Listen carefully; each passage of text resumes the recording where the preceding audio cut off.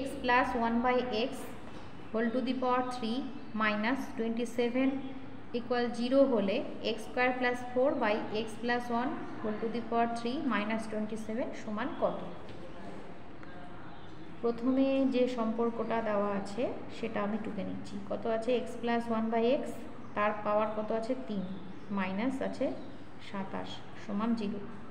এই 27টাকে আমি ডান দিকে নিয়ে যাচ্ছি, তাহলে x plus 1 by x তার মাথায় 3 সমান 27। এবার দেখো 27কে যদি উৎপাদক করি আমরা 3 পাবো, 3টা মানে 3 নং 27, আবার 3 তিরিকে 9, তাহলে 1 2 3, 3-এর মাথায় 3, তাহলে x plus 1 by x তার কিউব সমান লিখছি আমরা 3-এর cube.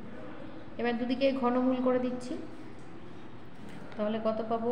x plus 1 by x সমান 3, তাহলে লিখে দিব উভয় দিকে ঘনমূল করে পাই।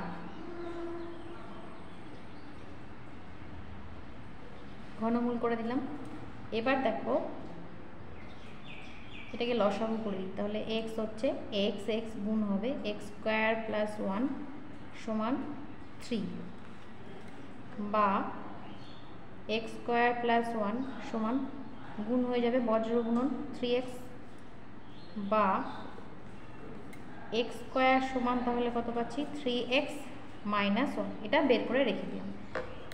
এবার এখানে যেটা মান বের করতে হবে, দেখো x square plus 4 by x plus 1 whole cube minus 27 আছে, এটা টুকে নিচ্ছি। তাহলে যেটা মান বের করবো সেটা টুকে নিই। x স্কোয়ার প্লাস 4 আছে বাই এক্স প্লাস 1, তার মাথায় আছে 3 বিয়োগ আছে 27। তো এক্স স্কোয়ারের মানটা আমি বসাবো, আর কিছু করবো না। এক্স স্কোয়ারের মান কত পেয়েছি? 3x মাইনাস 1, এখানে আমি এক্স স্কোয়ারের পরিবর্তে বসিয়ে দেব 3x মাইনাস 1, এটা এক্স স্কোয়ারের মানটা বসালাম, প্লাস 4 নিচে x প্লাস 1 তার পাওয়ার 3 মাইনাস 27। তোমরা চাইলে এখানে লিখে দিতে পারো, যেহেতু x স্কোয়ার সমান 3x মাইনাস 1 বা x স্কোয়ার সমান 3x মাইনাস 1 বসিয়ে পাই।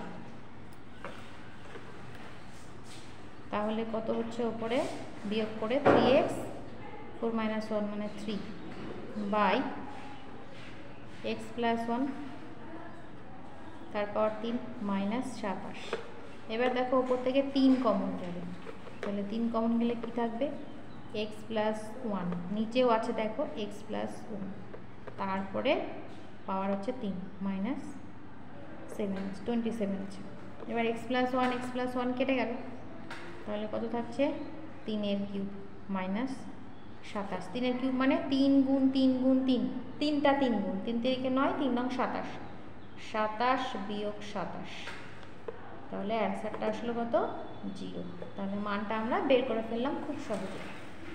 তো বীজগণিতের অঙ্ক অনেকেই কমেন্ট করে জানান খুব কঠিন লাগে, আমি তাদের জন্য বলছি কঠিন নয়।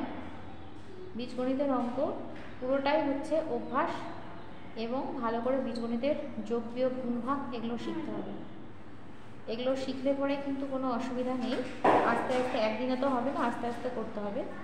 তো কেমন লাগলো ক্লাসটি অবশ্যই কমেন্ট করে জানাবে, যদি ভালো লেগে থাকে অবশ্যই লাইক শেয়ার কমেন্ট করবে। যারা ফেসবুক পেজ থেকে দেখছো তারা ম্যাথ ক্লাস পেজটিকে ফলো করো, আর যারা ইউটিউব চ্যানেল থেকে দেখছো math class LB ma'am YouTube চ্যানেলটিকে সাবস্ক্রাইব করে দিও। খুব ভালো থেকো, সুস্থ থেকো। পরের ক্লাস নিয়ে আবার হাজির হব। ধন্যবাদ।